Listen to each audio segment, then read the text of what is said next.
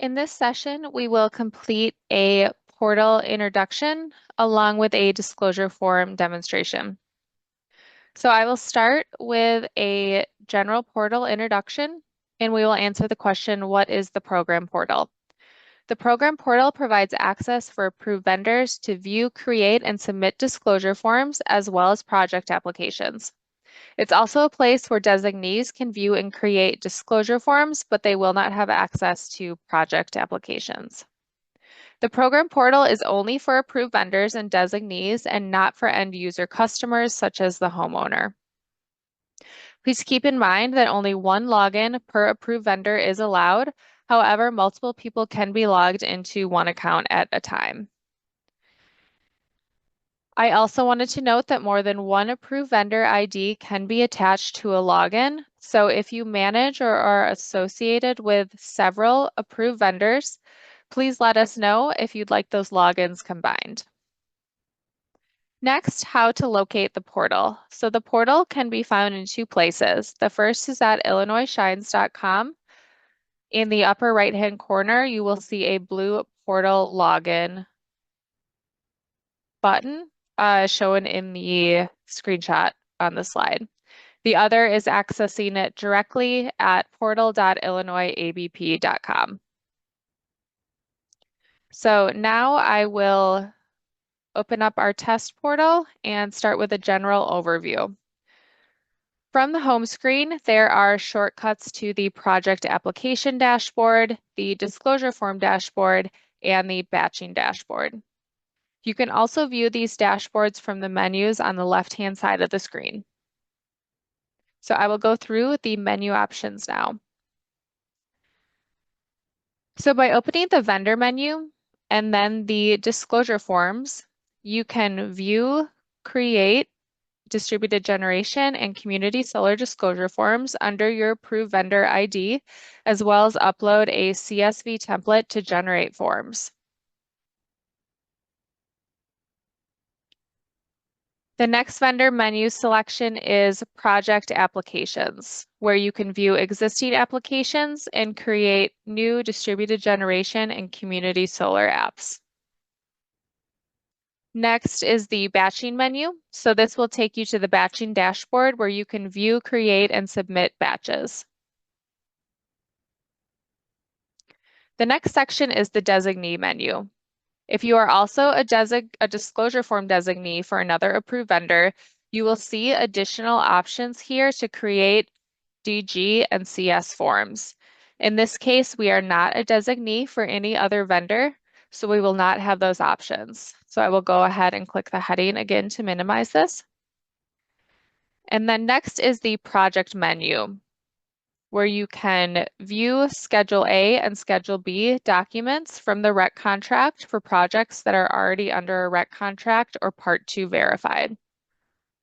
And then finally, the contract menu, which will provide you with non-executed copies of the REC contracts for your approved vendor.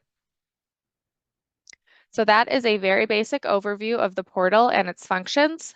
And now I will go ahead and start the disclosure form demonstration.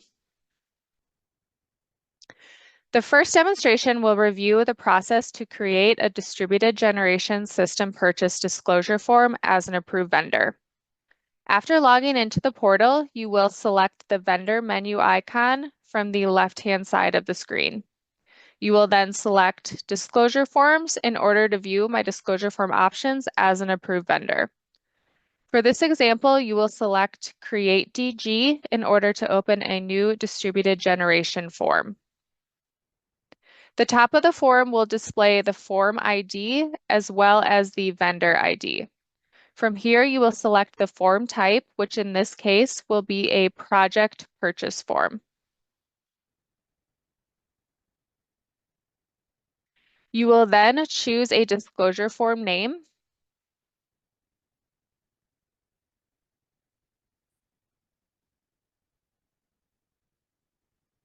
This can be any name of your choosing, but it does need to be unique. You will not be able to duplicate the same name from a previous form. If you do duplicate a name, you'll receive a validation error and will not be able to save and continue. So now that I've entered a unique name, I will select Save and Continue. And this will open up the first section, which is the customer contact information. So I will first select the customer type, which will be large industrial commercial, and then enter the customer's name, address, and phone number.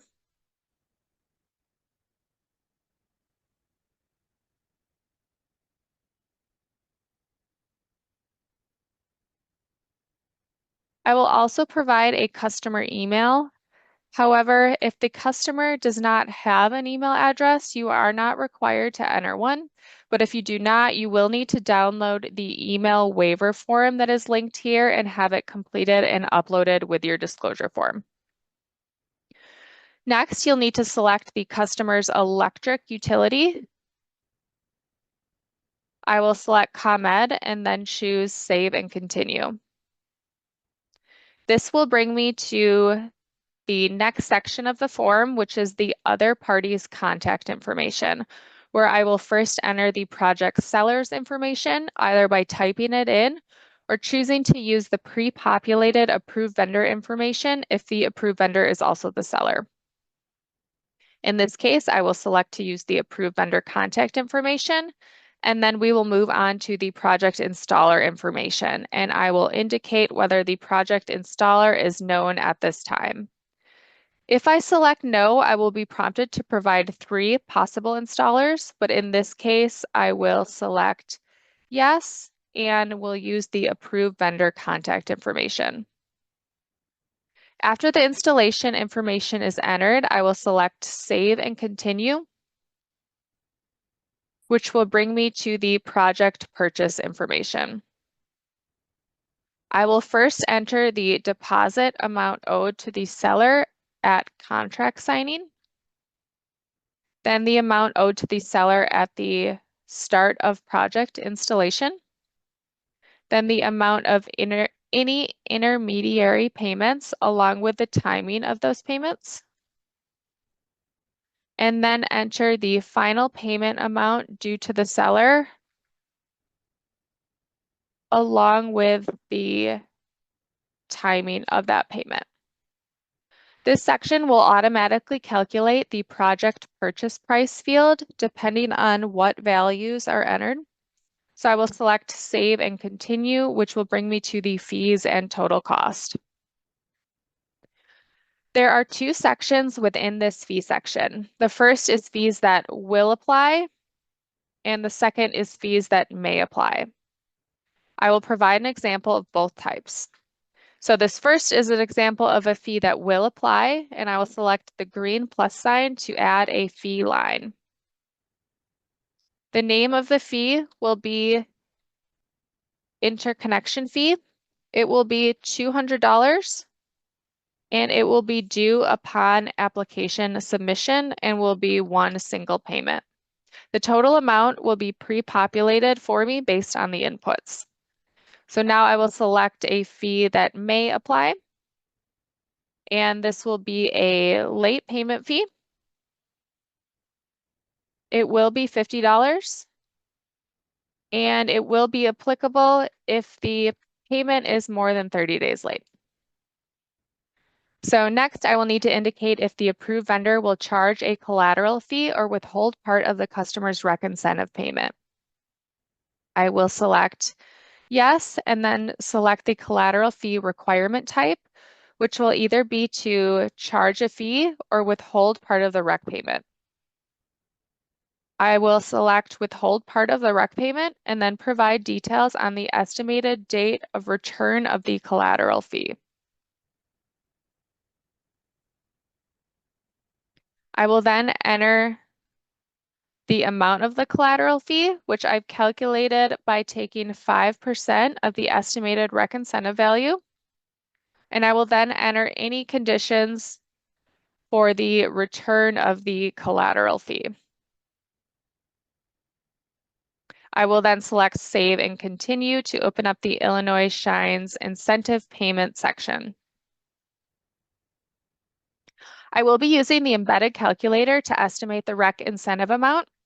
You may also use the standalone rec calculator that is available in the link on the right-hand side. And this calculator is also available on the program website.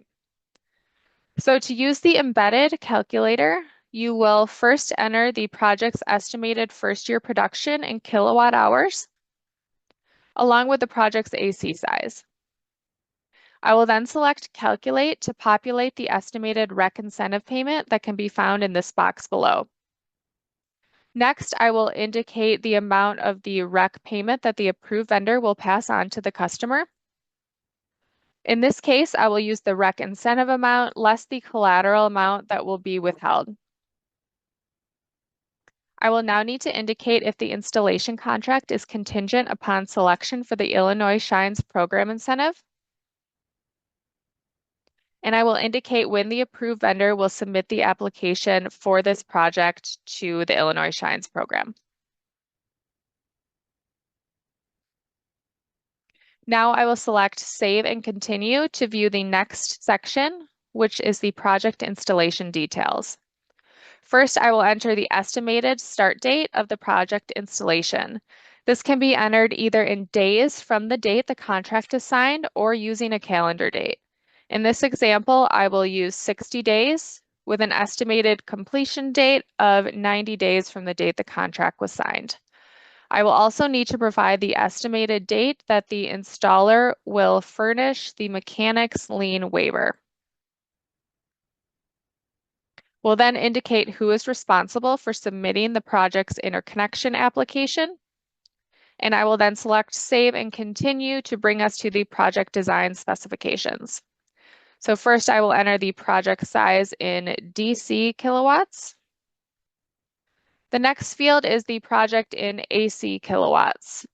This is already being pre-populated from what was entered in the previous section, so I will leave that unchanged.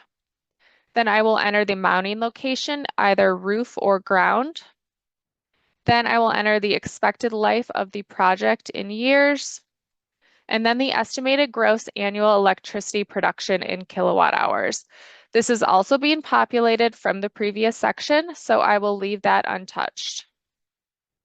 Next, I will provide a project performance explanation.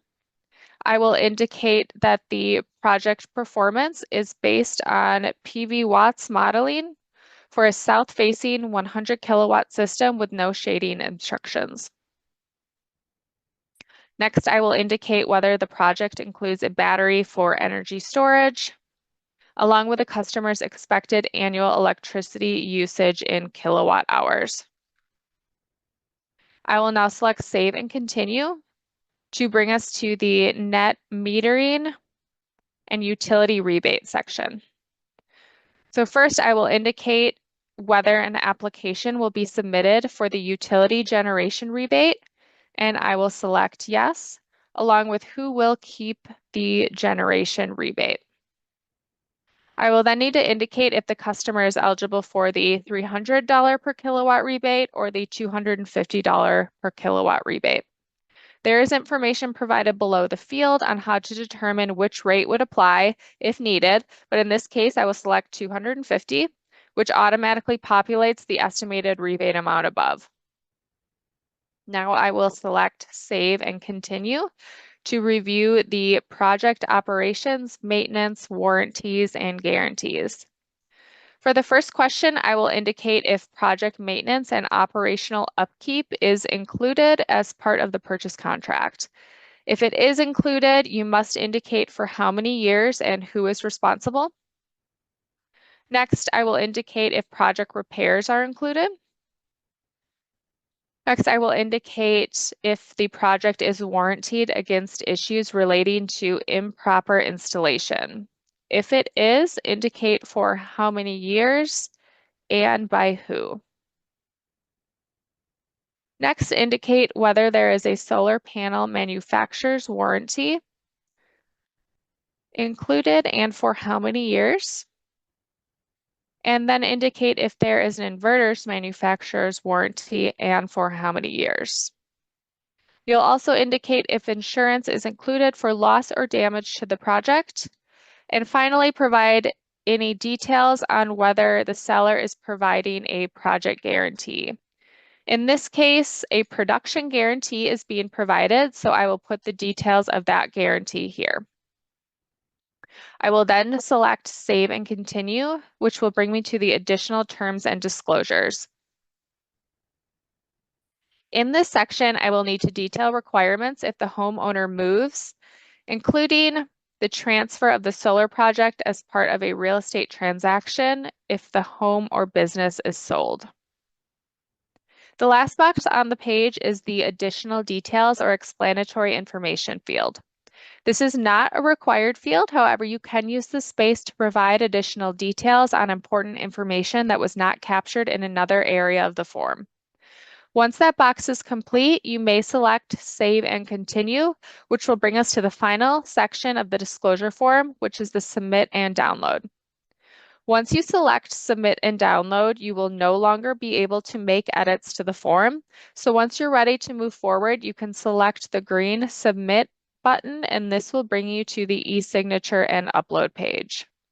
From here, you have several options to obtain the customer signature. The first is to send the form directly for signature through the Illinois Shines portal. To do that, you will verify that the correct email and customer name are provided, and then select the green Request e-signature button. This will send the request directly to the customer from HelloSign, which is the signature platform used by the program. Please note that HelloSign was previously known as Dropbox Sign. Once the customer signs the form using HelloSign, the status of the form will automatically update to completed. If you choose, you may also download the disclosure form PDF and have the form signed using an alternative commercially available signature platform. If you do choose this option, you will need to include the signature tracking page along with your disclosure form upload. And I will now demonstrate how to complete this. You would first download the disclosure form PDF by selecting the blue download button. You would then be able to take that form and complete the signature through the alternative signature platform. Once complete, you would return and upload the signed completed PDF using the Upload Signed Completed PDF button at the bottom of the screen, which I will do now. You would select the signed form from its saved location by browsing and then selecting Save. You will then receive the confirmation that the signed document has been uploaded, which you can select OK. The disclosure form process is now complete. To view the form, you can select View from the disclosure form menu and select the appropriate vendor.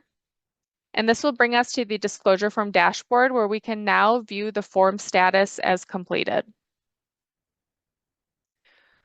From here, I will do a quick review of the disclosure form dashboard and the available actions. You can complete several actions from the dashboard in addition to viewing your form. First, to view your completed form, select the blue View Form link. From here, you'll be able to view all of your form inputs, and you can also access the Upload or Review Documents section.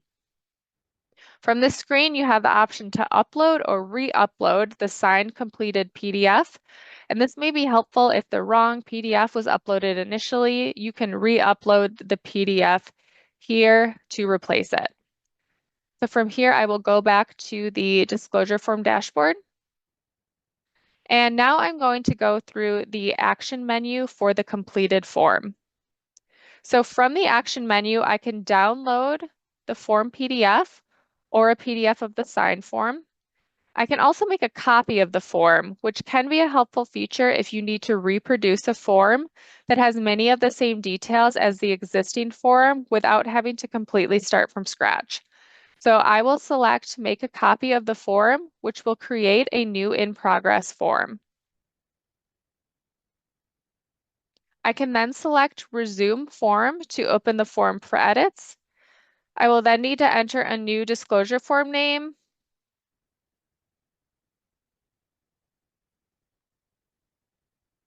But you will see that many of the form's details have been carried over.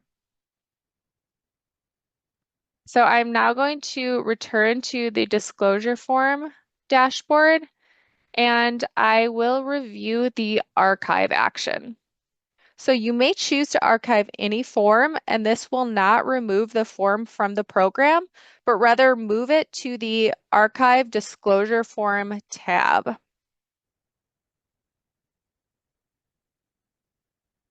So I will select to archive a form, and you may find this action helpful to visually clear up your disclosure form dashboard of used, unused, or old forms. You may also view all of your archive forms on the Archive Disclosure Forms tab, where you may also restore any archive forms by selecting that option from the Action menu. This will move the form back to the Disclosure Form tab. So now I'd like to view the Action menu for forms that are in submitted status.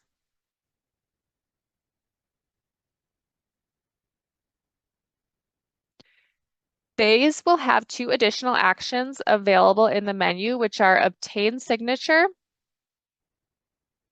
and Upload Signed Form PDF. Selecting these will provide a shortcut to complete both of these actions.